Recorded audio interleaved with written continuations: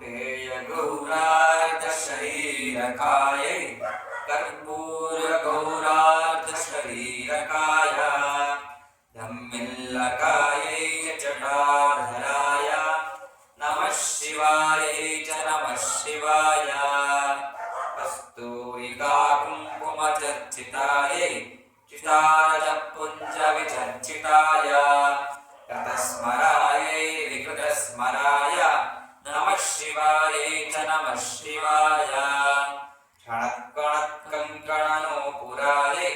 पादाब्जराजपणिनोपुराय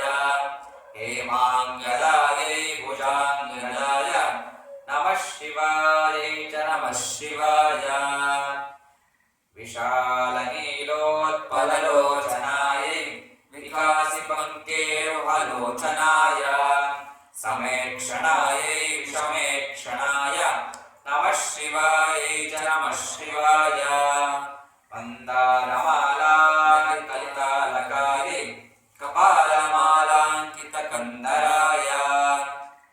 दिव्याम्बरायै च दिगम्बराय नमः शिवायै च नमः शिवाय अम्बोधरश्यामलकुन्तलायै तटिप्रभाताम्रजटाधराय गिरीश्वरायै निखिलेश्वराय नमः शिवायै च नमः शिवाय प्रपञ्चतुष्ट्यन्मुखलास्यकायै समस्तसंहारकताण्डवाय जगज्जनन्यै जगदेकपित्रे नमः शिवायै च नमः शिवाय प्रदीप्तरत्नोज्ज्वलकुण्डलायै स्फुरन्महापन्नगभूषणाय शिवान्वितायै च शिवान्विताय नमः शिवायै च नमः शिवाय एतत्पटे दष्टकमिष्टदं यो भक्त्या समान्यो भुवि दीर्घजीवी प्राप्नोति सौभाग्यमनन्तकालं भूयात् सदा यस्य समस्तसिद्धिः इति श्रीमच्छङ्करभगवत्कृतौ श्री अर्धनारीश्वरस्तोत्रं सम्पूर्णम्। नमः शिवाभ्यां नमः यौवनाभ्यां परस्पराश्रिष्टवपुर्धराभ्यां नगेन्द्रकन्या ऋषभेकनाभ्यां नमो नमः शङ्करपार्वतीभ्यां नमः शिवाभ्यां सरसोत्सवाभ्यां नमस्कृताभीष्टवरप्रदाभ्यां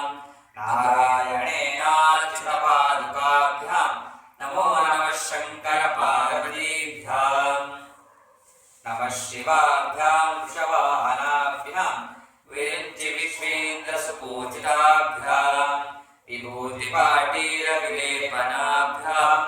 नमो नमः शङ्करपार्वतीभ्यां नमः शिवाभ्यां जगदीश्वराभ्यां जगत्पतिभ्यां जयविग्रहाभ्यां जम्बालिमुख्यैरविवन्दिताभ्यां नमो नमः शङ्करपार्वतीभ्यां नमः शिवाभ्यां परमौषधाभ्यां पञ्चाक्षरै पञ्चररञ्जिताभ्यां प्रपञ्चसृष्टिस्थितिसंहृताभ्यां नमो नमः शङ्करपार्वतीभ्यां नमः शिवाभ्याम् अतिसुन्दराभ्याम् अत्यन्तमासक्तनिरम्बुजाभ्याम् अशेषलोकैकहितङ्कराभ्यां नमो नमः शङ्करपार्वतीभ्यां नमः शिवाभ्यां कलिनाशनाभ्यां कङ्कालकल्याणवपुर्धराभ्यां कैलासैलस्थितदेवताभ्यां नमो नमः शङ्करपार्वतीभ्यां नमः शिवाभ्याम् अशुभापहाभ्याम्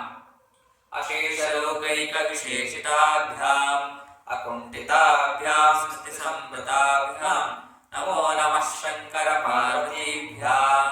नमः शिवाभ्यां रथवाहनाभ्यां रवीन्दुवैश्वानरलोचनाभ्यां राकाशशाखामभुजाभ्यां नमो नमः शङ्करपार्वतीभ्यां नमः शिवाभ्यां जुटिलन्धराभ्यां जरामृतिभ्यां च विवर्जिताभ्यां जनार्दनाब्जोद्भवपूजिताभ्यां नमो नमः शङ्करपार्वतीभ्यां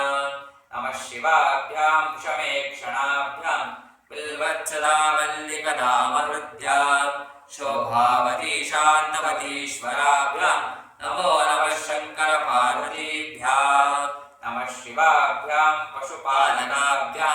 जगत्त्रयीरक्षणबद्धविद्यां